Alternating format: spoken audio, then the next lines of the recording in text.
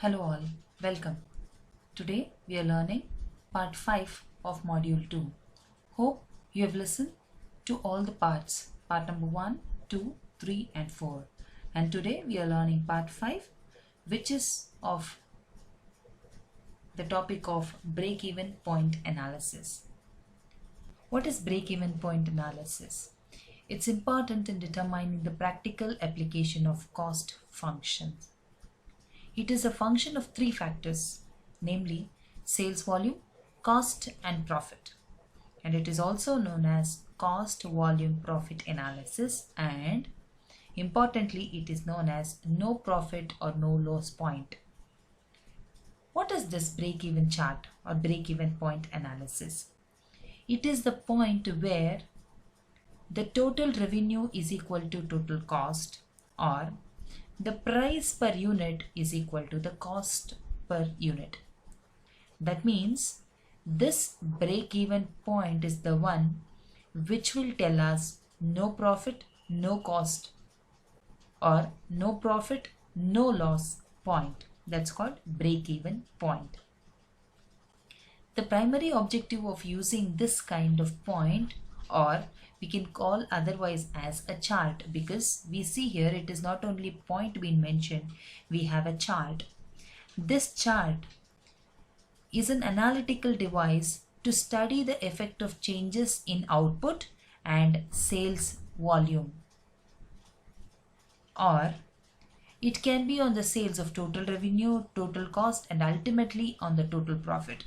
So we have all the total costs. We will also mention about total profit, where we will mention about even margin of safety. I'll tell you what margin of safety is. Margin of safety is defined as a difference between the sales at a break-even point and a total actual sales. The margin of safety, it is the difference between the sales at a break-even point and total actual sales.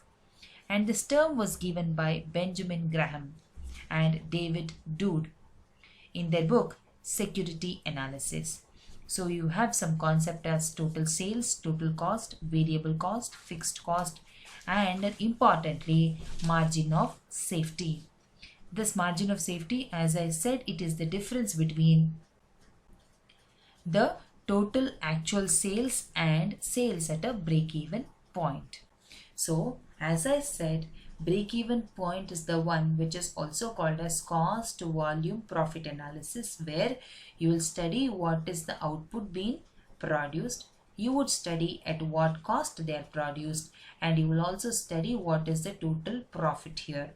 And this point is the one point that is called BEP. We call this is the point where we call it as no profit and no loss point. Next, break-even point. It can be found in two ways. One, in the terms of volume of output. As I said, how much have we produced at what is the price? So this production level or the volume of output can also be used to find out the break-even point. Next is on the terms of sales. How many products or how much have you sold it into the market? Even on the terms of sales, we can find out the break-even point. What is this break-even chart then? You have a point here, you have a chart here. What is the difference between these two? If you mention only one break-even point, that will be called as BEP analysis. If you are using the volume of production, volume of output, or the cost, price, and the sales, if all these points have been mentioned, then we call it as break-even chart. It is not such a way that you will only have one break-even point in a chart. It can be even multiple break-even points, but that point will show you no profit and no loss point. And break-even chart, what will they do and what is the usage? It is of the usage of the recent years by economists and government agencies, and it shows the extent of profit or loss to the firms at different levels of activity. If there are different firms with different level of activity, we can find out whether they are in the profit condition or in the loss condition, or whether they are in this BEP, where It is the no profit, no loss condition. So break-even point and break-even chart is useful in many ways. Next, we have come to the uses and limitation of break-even analysis. What are the uses? It helps in determining the sales volume, that how much have we produced, how much should I produce to be in the profit mode, to be in the profit point or to be in the loss point. This sales volume measurement will be helping us in choosing the BEP. Next is about forecasts profit if estimates of revenue and costs are available. It can also forecast the profit by determining the break-even point analysis. And it helps in appraising the effects of change in volume of the sales and cost of production. So if you want to appraise the change of volume, production of goods must be increased in some manner, or the cost of production has been varying. Then you use this break-even analysis to appraise the effects of these changes. Next, what are the limitations? The first limitation is it is failed to be applied effectively in the multiple product situation. Suppose you assume that a firm is producing different products. Then onto the terms of different products, BEP analysis can't be used. Next is it is ignoring changes in selling price. It is not taking into consideration the advertisement or the promotional, or we can call both together as selling prices. It is not at all taking the changes or completely ignoring the changes in the selling price. And the last one is it is ignoring market condition. If any market condition, might be the terms of inflation, might be the terms of currency deflation, these market conditions are not being told in break-even point analysis. Please understand this BEP is very much important to for the changes.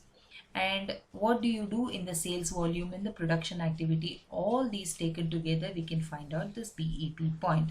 And it is also used as an analytical tool to study the effects of change.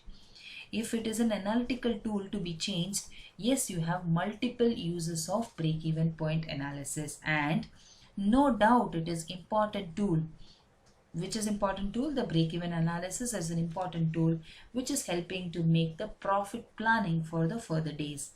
And it has also been defined as a chart which shows the profitability or otherwise of an undertaking at various levels of activity, and it will result in indicating the point which neither profit or neither loss is made. So we can definitely say that it is a graphical representation between cost, volume and profits.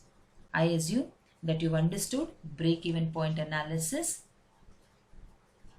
its usage and its limitations too. Thank you.